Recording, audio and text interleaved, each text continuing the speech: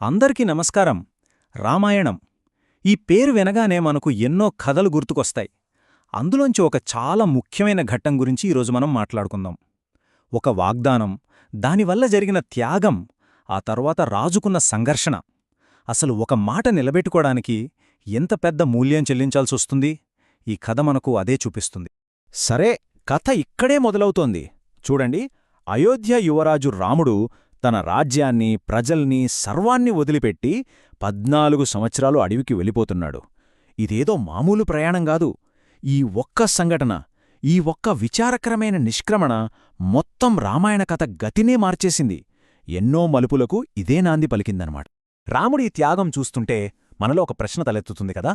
అసలు ఒక మాటకు కట్టుబడి ఉండటానికి నిజంగా ఎంత వెల చెల్లించాలి? ఈ కథలో మనం చూసేది అది.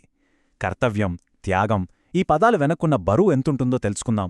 సో ఈ ప్రశ్నను మనసులో పెట్టుకుని కథలోకి వెళ్ళిపోదాం. రైట్, ఇక కథ మొదటి భాగంలోకి వెళ్దాం. అరణ్యవాసపు వాగ్దానం, దాని వెనకున్న ఆ గొప్ప త్యాగం. అసలు రాముడు తన విధిని ఎలా అంగీకరించాడు? ఆ నిర్ణయం ఆయన కుటుంబాన్ని, రాజ్యాన్ని ఎంతలా ప్రభావితం చేసిందో ఇప్పుడు చూద్దాం. ఇక్కడ రాముడి పాత్ర గురించి మనం ప్రత్యేకంగా మాట్లాడుకోవాలి. చూడండి, తన తండ్రి దశరథుడు ఇచ్చిన మాట కోసం 14 సంవత్సరాలు అడవికి వెళ్ళిపోవాలి. అది ఎంత కఠినమైన ఆజ్ఞ! అయినా రాముడు ఒక్క మాట కూడా ఎదురుచెప్పలేదు. కనీసం ఫిర్యాదు కూడా చేయలేదు. ఎంత ప్రశాంతంగా, గంభీరంగా ఆ ఆజ్ఞను స్వీకరించాడో చూడండి. దీన్ని బట్టే అర్థమవుతోంది కర్తవ్యం పట్ల ఆయనకున్న నిబద్ధత ఎలాంటిదో. అయితే రాముడు ఒక్కడే వెళ్తున్నాడా? లేదు. ఆయన భార్య సీత అంది, మిమ్మల్ని వదిలి మేమెక్కడికి వెళ్తాం, మీతో పాటే వస్తామని. అలాగే తమ్ముడు లక్ష్మణుడు కూడా నేను తోడుగా ఉంటానని ప్రమాణం చేశాడు. వాళ్ల విధేయత, వాళ్ల త్యాగం కూడా మామూలువి కావు. ఇక అయోధ్య ప్రజల గురించి చెప్పనక్కర్లేదు. వాళ్ల యువరాజు వెళ్ళిపోతుంటే ఆ రథం వెనకాలే ఏడుస్తూ పరిగెత్తారు. వాళ్ల దుఃఖం చూస్తే తెలుస్తుంది రాముడంటే వాళ్లకెంత ప్రాణమో. కాని ఆ వాగ్దానం యొక్క పర్యవసానం ఎంత దారుణంగా ముగిసిందో తెలుసా? తన కన్న కొడుకుని అడవులకు పంపించానన్న బాధను ఆ రాజు గుండె తట్టుకోలేకపోయింది. దశరథ మహారాజు ఆ బాధతోనే కన్నుమూశాడు. అంటే చూడండి, ఒక్క మాట, ఒక్క వాగ్దానం ఎంత పెద్ద విషాదానికి దారితీసిందో. ఇచ్చిన మాటలు కొన్నిసార్లు ఎంత బరువైనవో చెప్పడానికి ఇంతకన్నా పెద్ద ఉదాహరణ ఉంటుందా? సో ఈ మొదటి భాగం నుంచి మనకర్థమయ్యేది ఏంటంటే, కొన్నిసార్లు మనమిచ్చిన మాట నిలబెట్టుకోవాలంటే చాలా పెద్ద వ్యక్తిగత త్యాగాలు చెయ్యాల్సొస్తుంది. అది అంత సులభం కాదు. సరే, ఇక కథ రెండో భాగానికి వద్దాం. ఇక్కడ ఫోకస్ అంతా రాజ్య సంరక్షకుడిపై ఉంటుంది. అతనెవరో కాదు, రాముడి సోదరుడు భరతుడు. తను అస్సలు కోరుకోని ఆ రాజ్యాధికారమనే బరువును ఎలా మోసాడో చూద్దాం. భరతుడు తన ప్రయాణం ముగించుకుని తిరిగి అయోధ్యకు వచ్చాడు. కాని తను చూసిన అయోధ్య వేరు, ఇప్పుడున్న అయోధ్య వేరు. రాజ్యం మొత్తం దుఃఖంలో ఉంది. వచ్చి చూసేసరికి తండ్రి లేడు, అన్నయ్యేమో అడవులకు వెళ్ళిపోయాడు. ఈ వార్తలు విని భరతుడికి అసలు ఏం జరిగిందో అర్థం కాలేదు. ఒక్కసారిగా షాక్ అయ్యాడు. ఇక్కడ తల్లికి, కొడుకుకి మధ్య ఎంత తేడా ఉందో చూడండి. ఒక పక్క కైకేయి తన కొడుకు భరతుడు రాజు కావాలని రాముణ్ణి అడవులకు పంపించింది.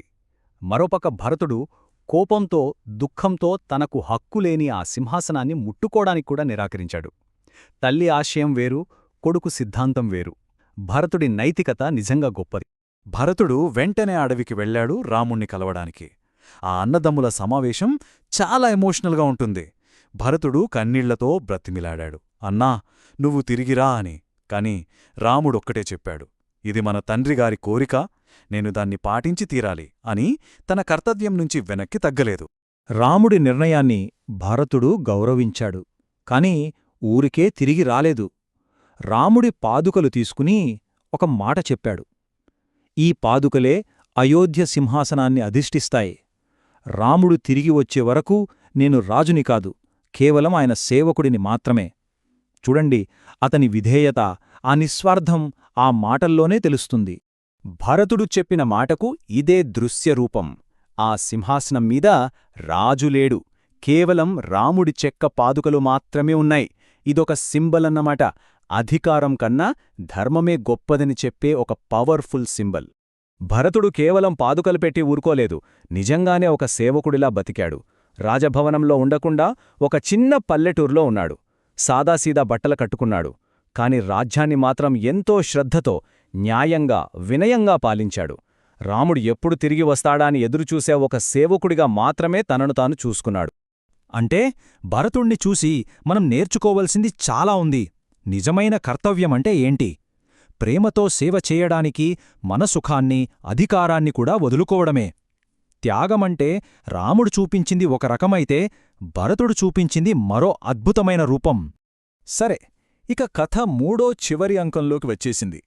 ఇప్పటిదాకా మనం దుఃఖం, కర్తవ్యం గురించి చూశాం. కాని ఇప్పుడు కథలో టెన్షన్ మొదలవుతుంది.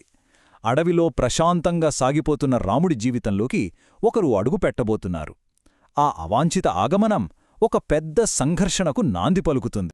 పంచవటి అడవిలో రాముడు, సీత, లక్ష్మణుడు ఒక చిన్న కుటీరంలో చాలా ప్రశాంతంగా సింపుల్ లైఫ్ గడుపుతున్నారు. అంత బానే ఉంది అనుకునే లోపే కథ మలుపు తిరుగుతుంది. అక్కడికెవరొచ్చారంటే రాక్షస రాజు రావణుడి సోదరి శూర్పణఖ. ఆమె అడవిలో రావణ్ణి చూసింది. అంతే, ఆయన అందానికి ఆకర్షితురాలైంది.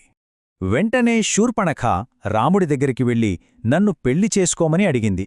దానికి రాముడు చాలా నెమ్మదిగా చెప్పాడు, నేను సీతను మాత్రమే ప్రేమిస్తున్నాను అని. దాంతో ఆమె లక్ష్మణుడి దగ్గరికి వెళ్ళింది. అతను కూడా నేను అన్నావదినలను వదిలి ఉండలేను అని చెప్పి నిరాకరించాడు.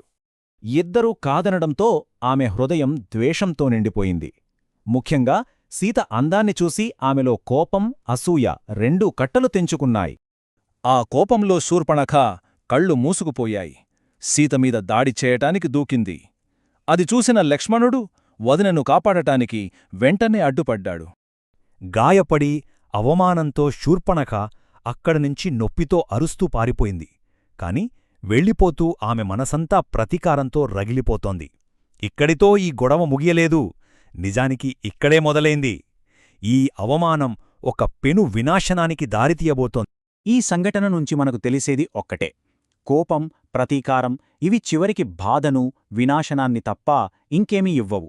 శూర్పణఖ మనసులో రగిలిన ఆ ప్రతీకారమే ముందు ముందు లంకకు, అయోధ్యకు మధ్య ఒక మహాయుద్ధానికి కారణం కాబోతోంది.